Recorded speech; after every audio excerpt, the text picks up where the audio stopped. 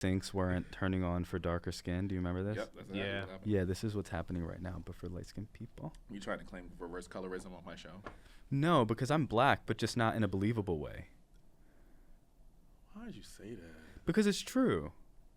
Yeah, you're shaking your head. Yeah, I've No, don't let him I've fool gotten you. Dominican. I got Dominican. I got Middle Yes. Eastern. He's black.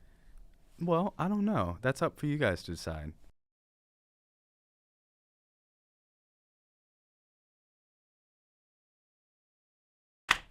Welcome back to another episode of Keeping It a Bean. Keeping It a Bean is a podcast that brings together coffee and culture.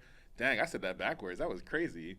Commentary and culture all over a cup of coffee. But in tonight's case, and most nights' case, we're drinking tea.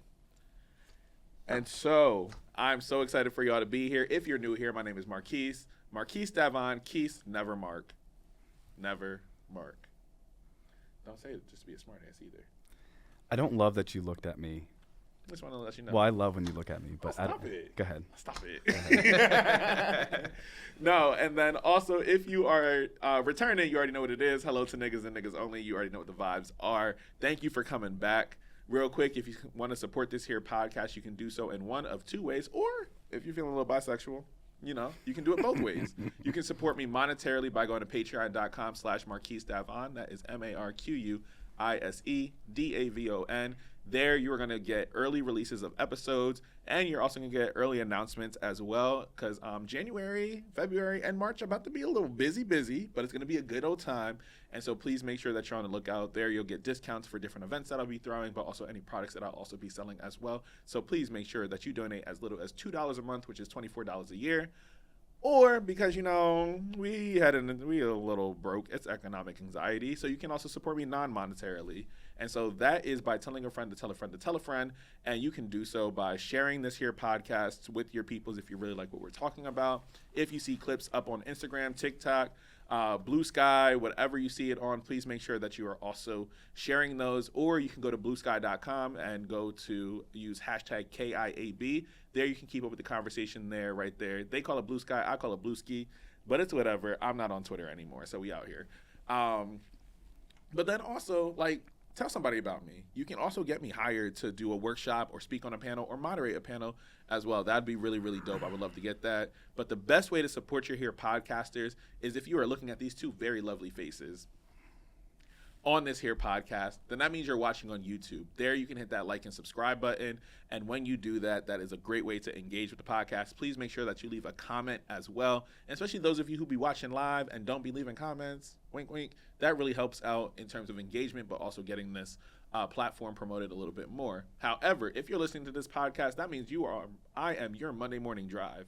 So hit that subscribe and leave a rate and review on Apple Podcasts or Spotify, wherever you're listening to this here podcast, because that's how we show up on different platforms. But not only just that, we show up in the algorithm a little bit more where they promote our stuff. So they're like, hey, if you like this podcast, you might also like this podcast. That shows up on playlists as well. So please, please, please make sure you support these here podcasts. Other than that, I appreciate y'all for coming back. I know that long-winded, but we out here. Okay. And so we are going to get right into this episode. Obviously, if you are watching, if you looked at the title, most times if you see the podcast, that means there is most likely a guest here. And this one right here, podcaster, speaker. Where else do we go? Because I was going to say something smart, but I'm not. You never know what he's going to say. But also one of the dopest people that I got to meet within the last, what has it been, 2 years? Yeah. 2 years now? Yeah. Yeah. So inquisitive, so curious. You never know what's about to come out of his mouth. But he is a person that I've gotten to know over these last 2 years. And it has been such a really, really dope experience getting to know you and just seeing like a little bit of your worldview. He hosts a podcast of his own. It's called the Philly Journal. Mm-hmm. It's pretty lit. It's cool. And also one of the nicest voices to just listen to. If he was just doing audiobooks, I would happily listen to his voice as I drift off to sleep. You get it, Daniel. It's a really good speaking It's voice. good. Yeah, It's good. You have a solid voice.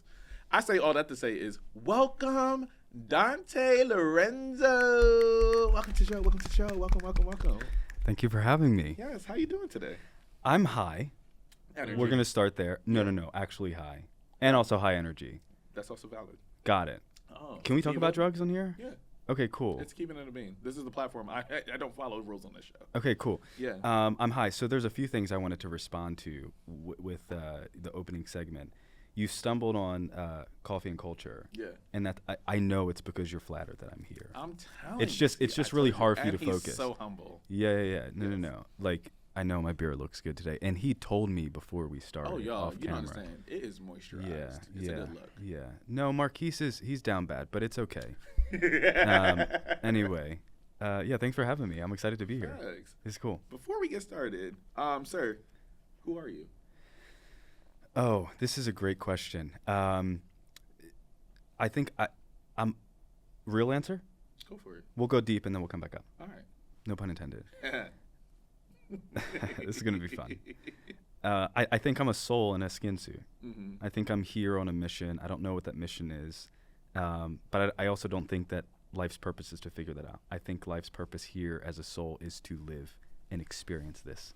And I think the cool part about this is that the thing that makes this really hard is also the thing that is the biggest gift, which is feelings and emotion. Mm-hmm. And that's what makes everything about this experience incredibly difficult. Yeah. But it's also what makes this experience incredibly special and fulfilling. And I think what my soul and my spirit takes from this place when I leave here is that. Yeah.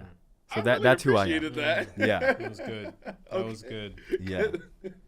Yeah, I like also just the idea of like you're here to live and experience things. I feel like some people get away from that, which we're gonna get into that a little bit more. Yeah. Yeah. Because even like the idea of being present, so many people are just like, what is it like to, what is my purpose? And then you're the third person, honestly, to bring that up in 24 hours. Yeah. I was having a conversation literally yesterday. Shout out to Cody. But it was like this idea of like there are people here who are meant to have a mission. Mm-hmm. There's also people here who are just simply meant to just live life and be okay with living life. And it was like very interesting to me because I was just like, he was like, no, there are people who are doing amazing work that have talents that are beyond this world, and like they are meant to make an impact. He was not everybody's meant to make an impact in that way. And so it was like really interesting for you to even say that again, because I was like, oh, that just brought me back to that conversation that I had yesterday. Yeah, I think that's super important too. And I when you're here for a purpose. Yeah. It's not, no one comes to you, you just know. Mm-hmm. I can't even explain what it is. For me, it feels like, you know how you get so happy that smile, that laugh is stuck like right here? That's what I feel when I think about specific things that I feel like are my purpose. I think the antithesis of that is like, a lot of folks, first of all, we live in a capitalistic world. Yeah. And so there's this emphasis on like growing, changing, becoming successful. And everybody's definition of success is different. For me, my definition of success is also my greatest fear, which is to be known. And I think that there's a loss of understanding that it is okay to just live. Yeah. You don't actually have to have something to do. And even the ones that have something to do, you don't want to be them. Like, think about Nina Simone's story. Mm-hmm. Nina Simone was an incredible musician. Yeah. She went to Juilliard. She famously got rejected from Curtis School of Music, which the white man at the Jacobs Piano in Center City, you denied that. And I would like to publicly say, fuck you. Period. Because it was because she was black that she got denied from that school. Anyway, halfway through her career, she realized that she was put on earth to be a civil rights activist. She was put on earth to move our community forward. Right. And she talks about in her autobiography, I Put a Spell on You. She never wanted that. She just wanted to be a musician that played. She didn't even want to sing. Right. So I think to that point, purpose is important, but it's not for everybody. Some people's purpose is just be alive.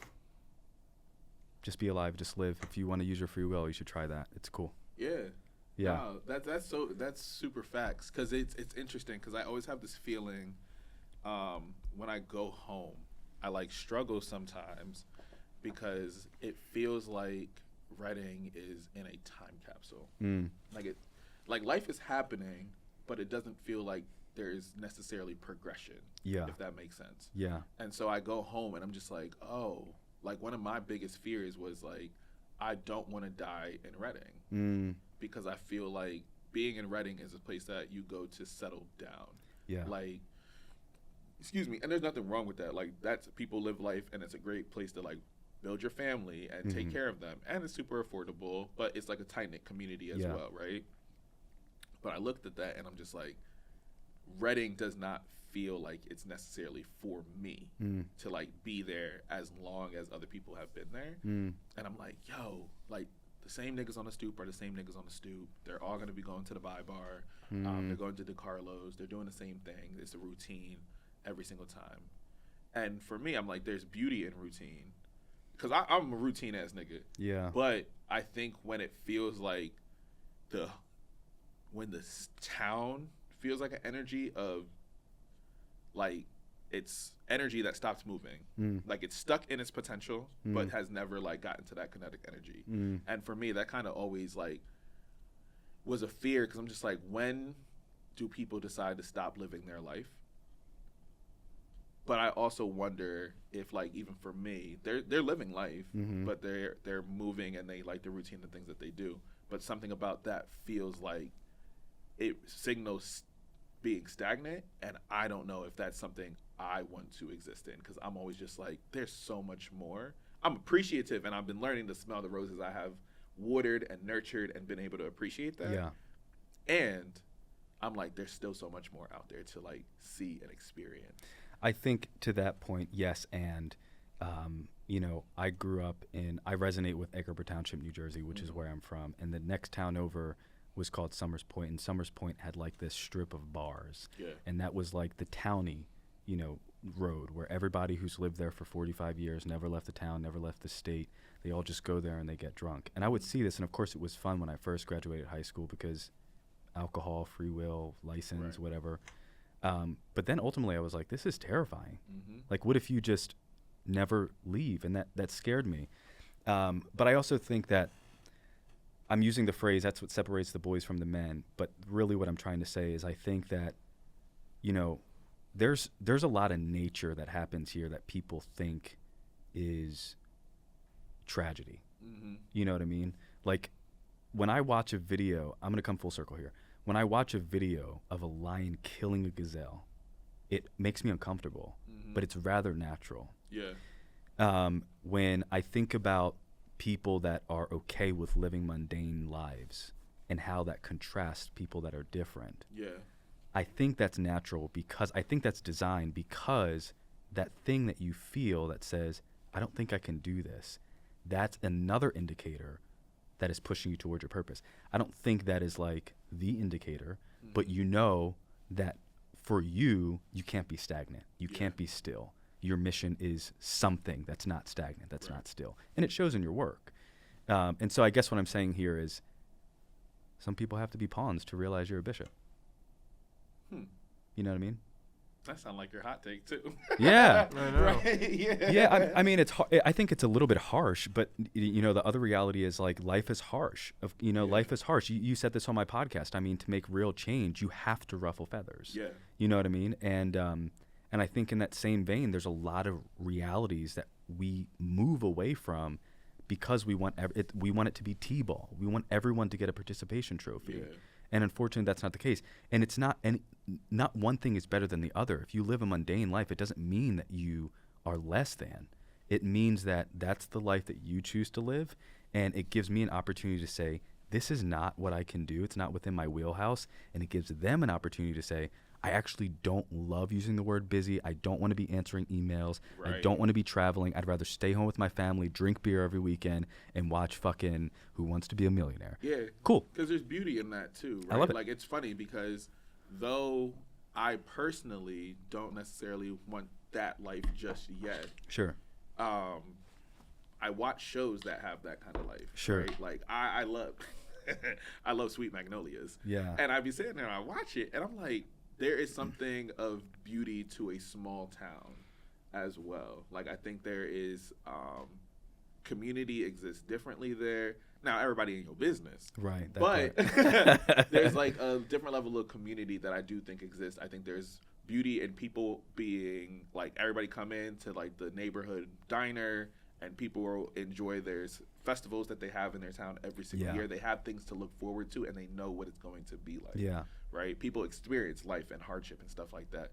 but there is a sense of a communal thing that everybody's looking for. In a city, it feels a little bit more segmented, a little bit more, but your community almost travels differently too in a city. So I'm also thinking around like how people experience community in different ways, but not only just experiencing community, people define that differently.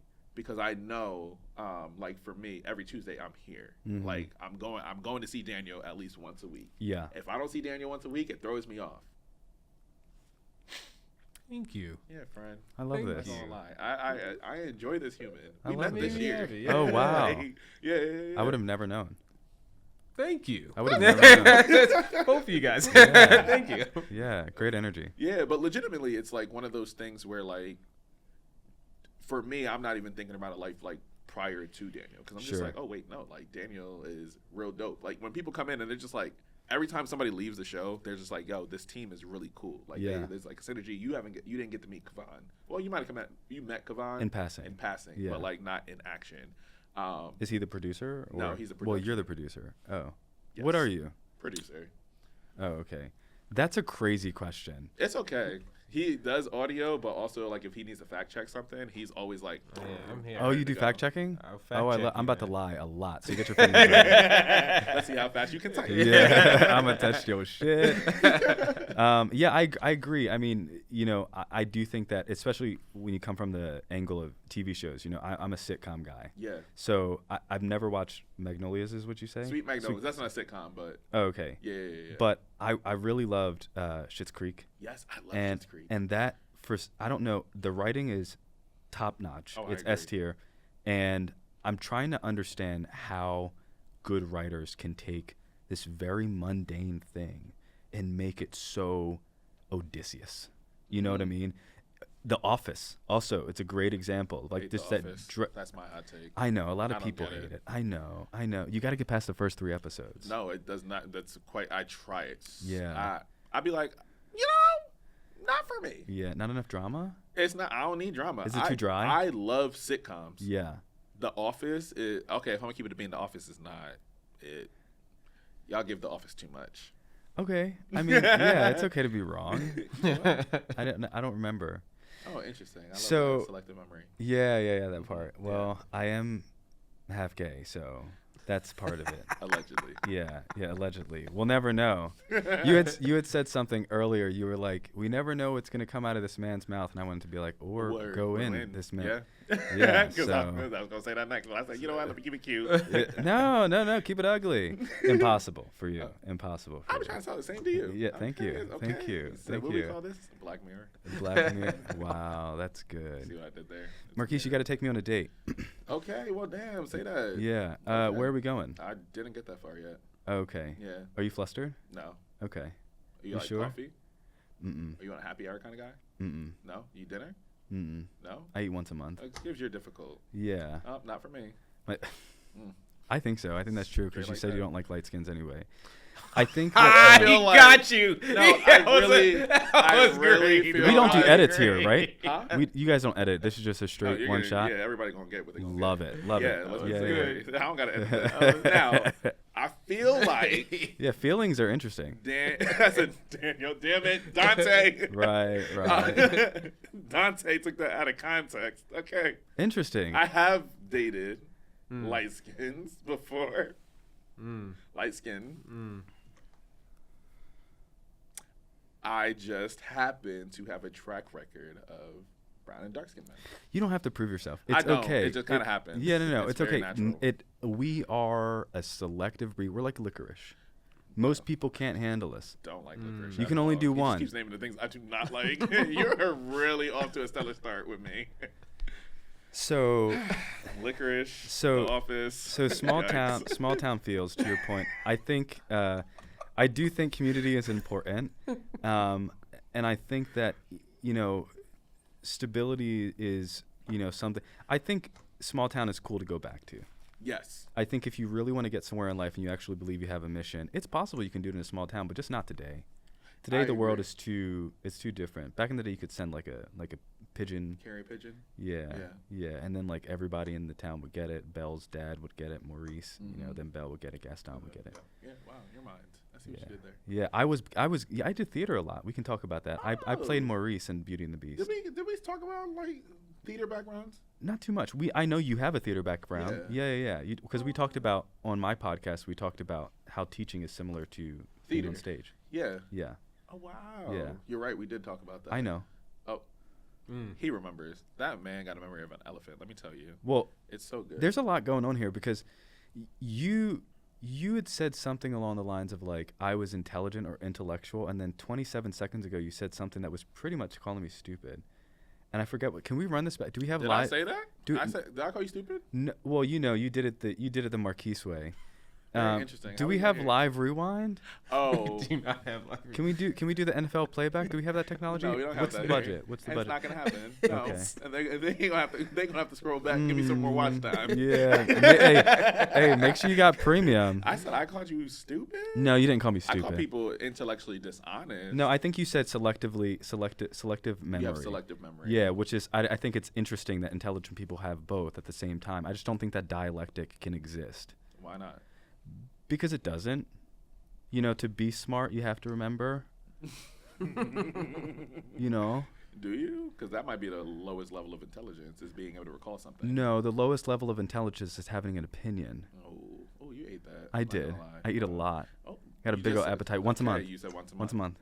He did say that. He said once a month. Yeah. Can you fact check that on Google? I swear, I just saw you eating something the other day. Well, so.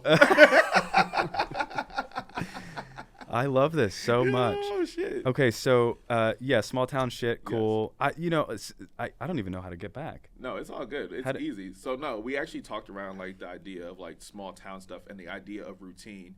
But even as something I've been thinking around a little bit more is like as the season is changing, it feels like I personally been needing a routine to like keep me out of like this funk. You see what I did there? You see how I transitioned that into like the main part of the conversation? Yeah, I got it. Did you? Yeah. No. No? Routine, small town, in a rut, Yeah. and trying to get out of it, Yeah. and then the winter is coming. Winter's coming? I wish I was. Shut up. No, Anyway, yeah, I got it. You Yeah, see what he did there? Yeah. I love it. Yeah. Nah, but for real, like something that I admire about you is one, how transparent you have been in terms of like your mental health journey. Yeah. And stuff like that. And We can talk about that if you want. Huh? We can talk about that. That's not off limits, just so you know. That's why I was going to talk about it. Okay. I read your writer. You actually didn't. You're still talking? Who are you again? Yeah, I What are you love doing this. here? No, I feel super welcome and accepted here. He is. I also just want to point out that I look washed out on the camera. Okay, I'll fix that white balance. Yeah. Yeah? Just I don't have those problems. right. That's the point I'm trying to make here. Interesting. Because I think you're You know how there was a scandal 2 years ago Scandal. that the automatic sinks weren't turning on for darker skin. Do you remember this? Yep, that's exactly Yeah. what happened. Yeah, this is what's happening right now, but for light-skinned people. You trying to claim reverse colorism on my show? No, because I'm black, but just not in a believable way. Why did you say that? Because it's true. Yeah, you're shaking your head. Yeah, I've No, don't let him I've fool gotten you. Dominican. I got Dominican. I got Middle does. Eastern. He's black. Well, I don't know. That's up for you guys to decide. Would you claim him? No, probably not. Don't say that. You're No, not no. Adonis. Like, and you've grown out your hair before. Like, I'm not Adonis, but I am Aubrey. again, keep This that was great. demon. This was so good. Like, get off my show. Okay, we're gonna bring it back now. Since you just bring up So, that what key devil were on we my playing show. in, or? I love this episode. No, but in reality, something that's been on my mind has been like the changing of the season. And Yeah. normally, like for me, it doesn't always really impact me. Like the shorter days, it getting darker earlier, it getting colder. It does not normally impact like my mood and my mental health as much as I know it does for other people. But this year, it feels a little bit different. Yeah. And I just feel like also like I have been shifting as well. Like even with my platform growing, my relationship to people has also just been changing too. Can you say more? Yeah, like so now not only increased visibility, but also the idea of people are like, hey, I would like to see you at this event. Hey, I need you in this way. Hey, I would like to see you here. And so it's like cool because it's like part of me is like super grateful to have all of these opportunities and stuff be presented to me. But the other piece is like, oh, I have to renegotiate my own personal social battery. You got a budget. Yeah. You got a budget. I like that. Yeah, you got to redo your budget. Yeah. And so I'm like in that space right now, but I'm also realizing, in that space right now, it's also added to the fact that like, oh, I feel like even getting up in the morning, it feels a little bit more difficult. Like I'm losing a little bit of motivation and like I'm finding different pockets of just like, all right, I got my burst. But with the platform, I was just like, oh, I'm not showing up in the way that I'm used to. Yeah. And so I found myself even getting anxious about not showing up in the ways in which that I used to be able to show up. So my capacity also feels like it's changing too. And so I'm like, all right, so the days are getting shorter. I'm not feeling as motivated as I used to. And that's the first, and it's a new thing to kind of experience for me personally. Yeah. And then on top of that, I'm like, oh, my social battery has actually changed. My social budget has changed. I like that so much. Yeah. I'll just need 2% in perpetuity. Anyways, so not 2%. Look at me. And then on top of that, it's like this cycle of like, okay, I'm not showing up the way I used to. I'm disappointing people. I need to figure this thing out. But it's also like countering with the fact that like they see me online. I said I'm online because this is part of just my work. Like I'm not online just to be online for fun, unless it's blue ski. Like that's my mindless shit. I'm just like, all right, cool. I don't got to respond. I don't know anything about it yet, but I heard it's good. I enjoy it. Same person who made Twitter. Got it. And then he just sent it. Now a woman runs it. It's pretty dope. I love that. Yeah, I love it a lot. But yeah, so like, how have you also handled this? Because I know even as you were building out the Philly Journal, you kind of had a little bit of a complicated relationship to it as well in terms of like visibility, but also I think the question is, because I said a lot, part of it is thinking around like how have you been able to manage and almost like reframe your relationship to your podcast, and has that also benefited your mental health? Coming back. Yeah.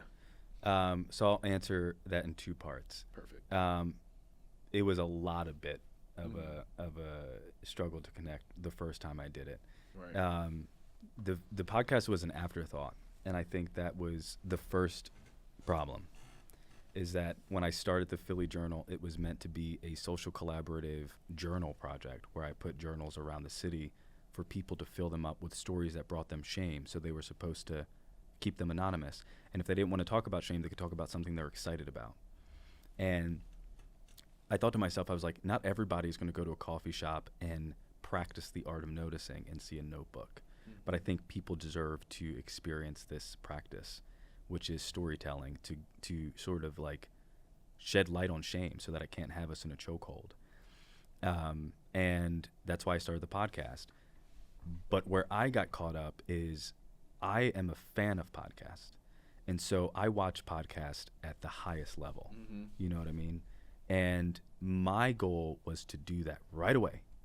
And so I got stuck up in the who's my guest? How many followers do they have? What are my numbers? How often am I posting? I was doing everything by myself, editing, shooting, admin, scheduling, everything. You get it. Yeah. Look. And it's a grind. Daniel, thank you once again. No problem. It's a grind. This, like, having this resource is like, you can sleep at night, you know, in theory. And I think what became unhealthy was I lost my why. Yeah. I lost why I did it, which essentially I wanted people to hear other people's stories. And I wanted those stories to inspire folks to also be honest and to also be vulnerable. And that came from a place of intense mental crisis that I experienced in 2023. And the idea was like, all right, if I have to be here, I'm going to try to do something that's worthwhile. Right. And I think logistically, one of the ways in which I would love to revisit coming back into this new season is saying no and letting no be a complete sentence. You know, and oh, you're a recovering people pleaser. Oh, I'm smack dab in the middle of recovery. Yeah, and it's hard, but it's not. You know what I mean? I've reaped a lot of benefit from no.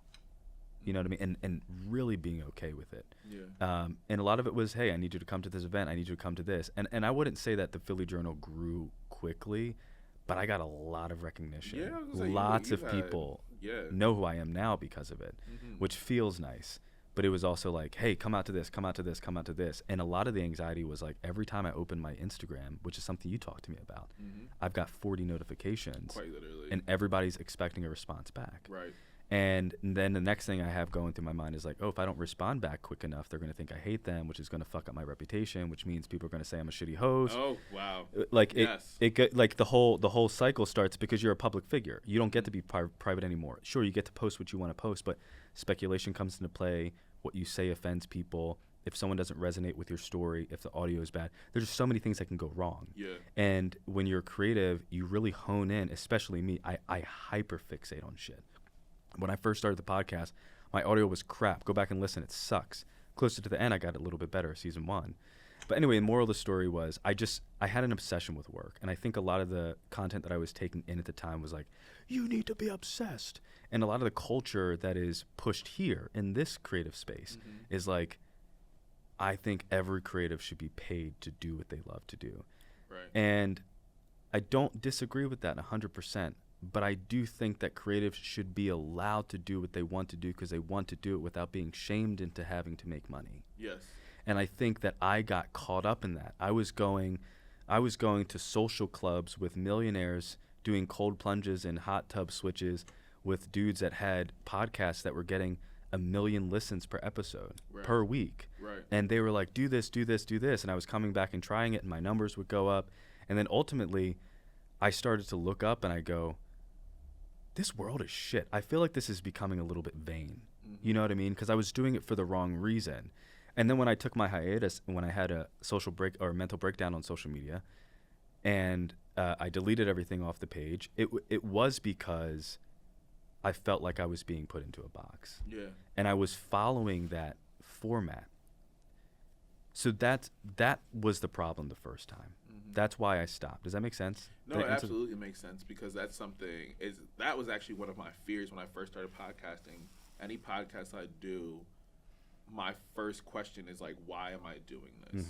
And so for me, and it took me, and it'll be officially the start of my 8th year of podcasting in 2 weeks. Wow. Which Congrats. is like, wow, thank you. Yeah, Thank you. that's awesome. Yeah, and so like sitting there and just be like, as I enter year 8, what is happening that was different? Year 7 brought me a lot of money and brought me the partnerships and brought me collaborations that are like super, super dope. But it was also a space of like, oh, now that I'm having this new visibility, am I doing the right thing? Am I making this the right way? Am I doing enough? Because I also transitioned to a completely new platform.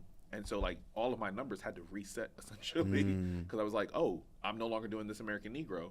All of my numbers reset because I'm just like, I want to start from the bottom up. And so there are some people who came through and still like listen, but I also get into that space because I'm like, oh, it's also more visual now. Yeah. I was an audio first person all the time. Like audio Yeah. to me is going to be the most important thing every single time for a show. But I started looking at the numbers. I'm like, dog, like I feel like my YouTube's not growing enough. I feel like this isn't growing enough. And why are my numbers not in the space that I want them to be at right now? Because I knew the numbers I used to draw in. Yeah. And so looking at it and just like, oh, I am literally rebuilding this show and people have to get to know me again. And I had to be humble enough to know like, yeah, people might like Marquise, but are they still following along with the podcast in itself? Right. And so some people watch the clips. Some people are now strictly YouTube watchers. Some people are listening to the show. So I even have to recognize like, oh, I've also split my listeners. Yeah. And so I'm just like, oh, now I have listeners and viewers. Why now everything is different? And so for a little bit, it did play with my head because I was like, that it's my first full year. Yeah, it's been a full year of me keeping it a bean consistently. Wow. Congrats. Thank you. That's huge. Super dope. And I'm Wow. just like, yeah, I had to look back and I was like, oh, I hit 2,000 followers on 2,000 subscribers on YouTube. Yeah. Which sorry. is cool for like the beginning stages of everything. So I'm just like, oh, okay, this is what it's like. And I also recognize part of it is like having to play a little bit of the game. And I said, because I am so tired. of having to figure out like, what do I title this? How am I making this thumbnail interesting to get people to like watch and do that? But I feel you, because that's how, when I first started, no, even like 2 years ago, I was just like, I should have this. I should have this. I should have this. I should have this. Yeah. And I found myself shutting down. Yeah. Granted, it was also a year of transition, but I was like, I lived in a lot of should, when I should have just been like, nah, like, it takes 10 years to be an overnight success. Yeah. And this is the year that I felt like people were pulling me in every direction. Like, I want you on my show. Can you be here? I want to pay you to do this. What does this look like? I'm like, oh, okay. Like, I've arrived. Yeah. And so now a little bit of my anxiety was just like, what do I do now that I arrived? Yeah. I was like, I don't got my website. I don't got this. I don't got this under control. I don't got this. Like, Yeah, but to go back to the other point, now that you've arrived, just live. exactly. That's it. That's the whole thing, because you were living the entire time. Yeah. And that's I think that's the trick, is like, oh, I'm just going to keep doing what I'm doing now. Right. You know what I mean? It doesn't necessarily mean you need to regress, Right. but it just means maybe like you're being called to be in the moment for a little bit. Right. You know what I mean? Yeah. Can I respond to everything you just said? Absolutely. I love what you said about, this idea that you have to reframe, going back to the very beginning, reframe your budget, like your social capacity. So I want to revisit that, because this was something that I really struggled with. Yeah. It goes back to, okay, how do I preface this? I'm not. Networking is very important. Absolutely. Networking is annoying as fuck. I don't mind it. Networking is yes. crucial to growth. You cannot grow unless you network. And this involves a lot of you're making a physical manifestation investment in your business that may or may not yield results. Right. It's just like paying money for something. And I think for me, my social battery went down because that risk over and over and over again tired me out. Yeah. You know what I mean? And it's this theory that like you can ask 1 trillion times and you'll get rejected, but you got to keep going until you get that one yes. You know what I mean? And it was, for me, I was sitting down with the president of the Grammy Academy chapter here in Philly. I had, Suzanne Christine on my show, sitting down with them. I was like talking to people, like trying to get them to invest, trying to get them to buy in, not necessarily financially, but just like, hey, put on my platform, come on my platform, whatever. And it was a lot of rejection, and it wasn't negative, that no one was ever mean, but it took a toll. And I think I got, again, too attached to what I was being told I needed to do, which caused me to move outside of my capacity and lose my why. Keeping it a bean, I don't give a fuck about those things. Yeah. In a perfect world, I would get signed to a production talent agency, and they would just be like, we're going to judge up your social media, and all you have to do is come in and talk. Dog. That's it. That's all I want. That's like what all these like young 20-something-year-old white comedians are getting. I don't know how the fuck they're getting, because like Charlie D'Amelio, I mean, I don't know. In a perfect world for me, that's all I want to do. So for me personally, I had to start budgeting and asking myself, what is it that I want from this experience? Yeah. If I don't want what this experience is offering, I'm not going. Right. I love that. That's it. I mean, that was literally it. And then I had to decipher whether or not I wanted to go based off of what the experience was giving against who's going to be there and whose energy do I actually not want to be around. Yeah. And so now I'm balancing these type of things. And I'm like, oh, this person, last time I spoke to them, they talked shit about someone for 45 minutes. Yeah. You know what I mean? But there might be an investor there that wants to give me $15,000. Right. How do I do this? Right. It depends on what you want more. Yeah. You know what I mean? And I don't know how to answer that question, because a lot of times I'll just choose comfort and isolate. Yeah. But that's also why I don't have 5,000 followers on Instagram and so on and so forth. And that's that's so interesting, because like for me, I'm like, I can definitely do the networking thing. Like Yeah. that's the easy part to me. No, it's a hard part for me. Yeah. No, but I appreciate that, because I think it's also something that I don't think we as creatives get to like talk about and express all the time, of just like, no, there are some people who simply just want to do what they do. Yeah. Right. And like the talent is there. Yeah. And it's so sad, because like even in my work at College Access, I tell so many students like, that piece of paper, sadly, it means a lot to people. Yeah. Like, you played that 4-year game Yeah. and played into that debt, but, like, it means a lot to people. But in reality, once you get into the real world, you realize mediocrity will persist because they know the right network. They have the soft skills to know how to network properly. And it's so interesting because I'm just like, oh, you're not good at your job. You're a hard worker, maybe, and that's... But No, I'm there with you. Yep. Yeah, Yeah. but it's so interesting because I was just like, so many people I have met are able to persist in their job and Yeah. stay longer. Yeah. Because part of it is like they also recognize they don't have anywhere else to go in some cases. Yeah. And they pretty much have it made. Yeah. And for me, I'm not that type of person. I'm like, no, I know the right people, but I'm also good. Yeah. I'm really, really good at what I do. Yeah, you are. Right? Thank you. Yeah. And so it's like, that's the piece of balance that I think I've always struggled with. And I remember years ago, somebody told me, and if you're a long-time listener, you know a little bit about this story. Somebody told me, they were like, yeah, Marquise, I think you need a light-skinned counterpart to, like, soften up your brand. Real interesting. Yeah, because Wow. they were just like, well, you talk around social justice, you talk about this. And I'm saying, I'm just like, I know who this person is. No, you don't know this person. Oh, Wait. the guy that's on here multiple times, yeah? No. Oh. Oh, wait, no. Okay, Nobody okay. who's been on here. No. Oh, This was okay. told to me probably four years ago. So do you have your light-skinned counterpart? No, I don't have a light-skinned counterpart. Look at my team. Oh, are you trying to?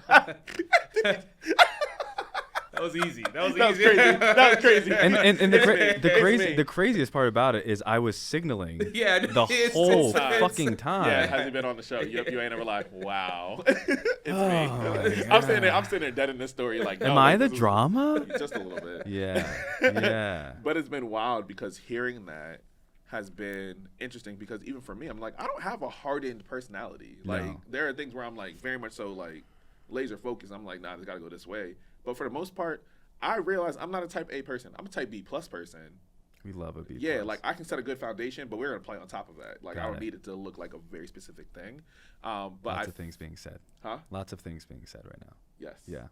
Got it. Words. Yeah. Okay. Cool. Sweet. We made it. You did. Yeah.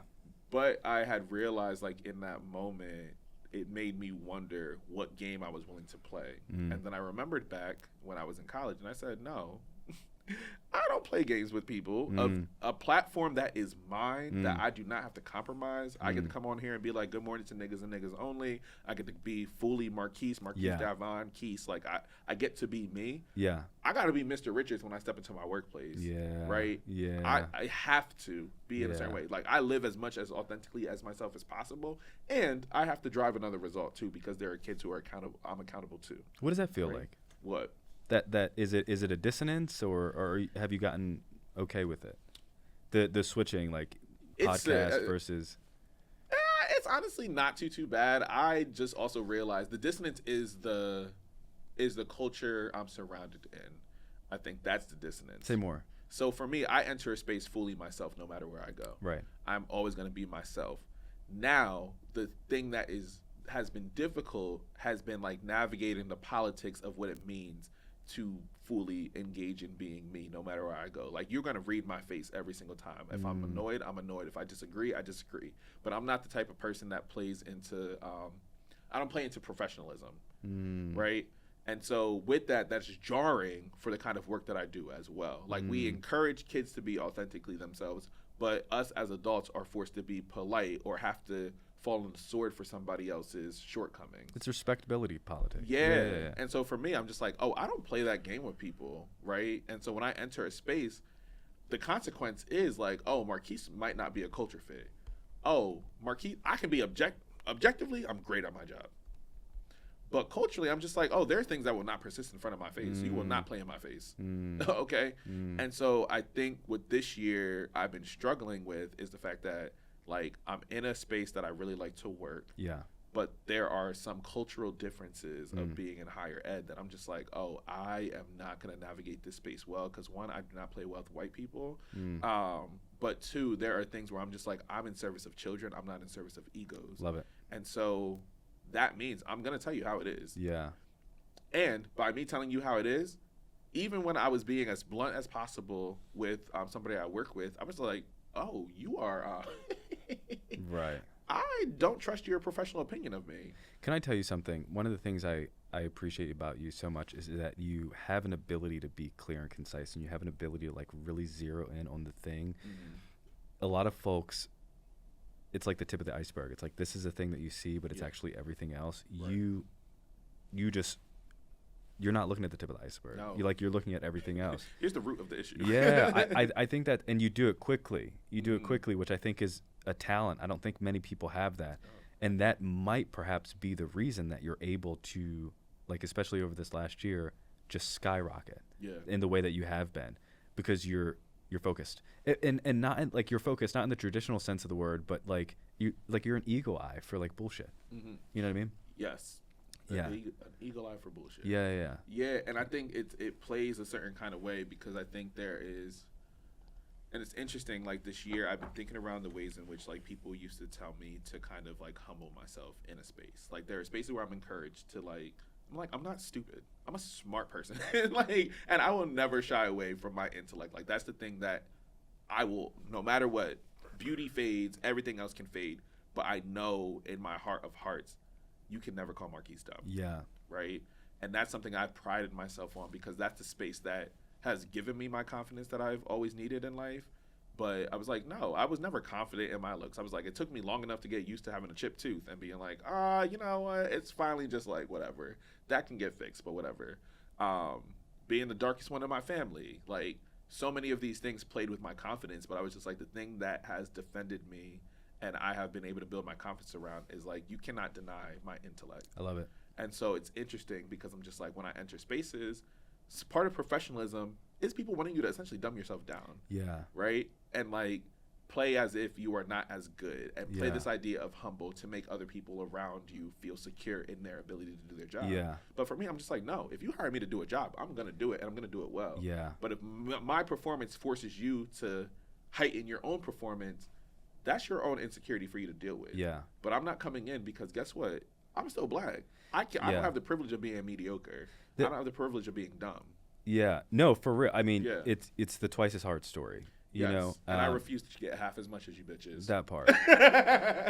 I recently hired someone at my job, and they had more knowledge than me at the thing that we were doing. And I wasn't intimidated at all. And I think that people that hire smart are the people that actually hire people to do the thing you need to do, that know way more about it than you. Right. And I think, like, for you as a leader, naturally in whatever environment you're in, because you're able to focus in on issues and go and fix them, most people, I think, hire because they want your skill set, but they don't want your go-get-itness. They don't, like, it's like the moment that you start working harder as a black man, full stop, they now have to do more work. Right. You know what I mean? And it's essentially what you're saying. So they're vacuuming up with the small nozzle, and you're vacuuming up with the big nozzle. Yeah. And they hate that. Right. You know what I mean? Yeah. Yeah. Oh, that's it. Yeah. Yeah. I learned that when I did construction. It's called job security. Okay, that part. Yeah. That part. I do want to say something, though. This is a joke, and it's tough to say it later because it would have been good in the time, but you were saying something so serious. You were talking about how you're able to, like, lean on confidence through your intellect. Yeah. And I was going to say something along the lines, you might have to edit this out. And I was going to say something along the lines of, I can't even get it out. It's not going to make sense. Something about, like, some people that have big dicks, that's the only thing that they lean on. You know what I mean? And it's nice that you have intellect. Mm-hmm. I got a big head and a big head. I was trying to get there, but Sorry. I didn't know how to frame it. You do wear tight pants, by the way, so sometimes, not all the time. Okay, Yeah, my eyes are up here. Yeah, for my viewing pleasure, Yes, I not guess. Cyclops. Okay. Yeah. Cool. Okay, so to go back, do we all have ADHD or ADD, something? I mean, I didn't think about it until one of my students said, "Mr. Marquise, you sure you don't got no ADHD? Because there's no way that you can bounce from this topic to this topic, go back here, and then get back right to the lesson." Is your student James Earl Jones? Why'd you drop your voice like that? Yeah, you did kind of. Mr. Marquise. No, that's how they talk to me. Some of them have deeper voices than me. Like, I remember when a kid came up to me and said, yo, Mr. Rich, you a bitch ass nigga. I beat you the fuck up. And I said, let me call your mother real quick. I would have been like, yeah, you got that. That's cool. Nah, because he really tried it. Because I said, just because you think you got an inch taller than me, I said, take your shoe off. Stop You're the 6 foot. drama. Stop Stop playing the with drama. me. Stop playing with me. So I'd be laughing in kids' face because I'd be like, you're not. I said, did I raise my voice to you? Did I say something that make you mad? Did I vex your spirit? Do you know what vex means? you know what I love to do when people yell at me? I'm an asshole. My students let me know. I love y'all. He just wants the paycheck. Oh, well. I mean, two things can be true. Very much so. When people yell at me, most of the time, I yell back. Yeah. Yeah, because that's normal, I think. And sometimes when I like to really get under people's skin, like if I wake up and like I have time, you know what I mean? Haha, Keith Lee. Yeah, if I got time, I'll say this as they're yelling. I'll go, I'm sorry, I can't hear you when you're yelling at me. I love that. And I'll say it that low, and immediately their countenance just changes, and it's the best. And they get so pissed off. And then when you let them talk, you just nod your head, and you go, thank you for saying that. Thank you so much. I'm gonna think about that, and I'm gonna come back to you. And they hate it. Combative people hate when you're nice. Oh, they do. Yeah. Okay. So we're all over the place here. I want to get back. We got to land the plane. Yeah. How much time do we have? Daniel, what's that? Say on the. You gotta turn the John a little bit. How many minutes? Well, we just lost about 5. You don't see it. You don't see no time. Does it say? Is it flashing 0 at the top? Yep. Oh wow. I don't know when to stop recording. Well, we got the audio. Yes, we do. Let's run it. So we're gonna run it. Let's run it, and Absolutely. then you take whatever vulgar clips come from that, put it on Instagram, and then Easy. We're gonna let it run though. there's a noise happening. Yeah. Oh, it's gone. Okay, so now So that what? we've gotten through those technical difficulties, did you hear it? Yeah, I heard it Yeah, too. they're strange. It just It's happened the and then- aliens. It's the aliens. Oh, they're coming to get us. They're coming to get. Okay, so let's get back. All right, Let's so get back. anyways. so the second part. So I never talked about what I've learned and how I'm going to come back with the podcast. Yes. So the podcast for me, the first time, I felt like I was not being authentic. I was being genuine, but I wasn't being authentic. Mm-hmm. What's the difference between that for you? I think I was saying what I felt. I Yeah. didn't think I was saying. I wasn't saying it how I wanted to say it though. Oh. You know what I mean? So you like stifled the actual. how you- 100